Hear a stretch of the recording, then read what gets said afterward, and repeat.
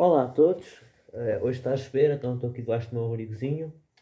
É muito triste. Meu abrigo!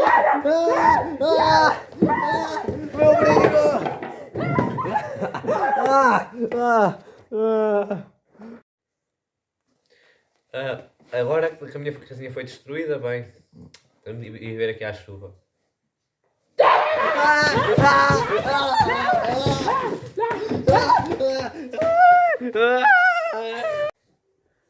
Agora perdi as minhas duas casinhas. Tenho de viver à chuva com este bocadinho que eu tinha. Oh, não tem mais nada! Ok, tecnicamente não tenho mais nada. Estou triste. Nada de mal me aconteça agora. Não, agora não!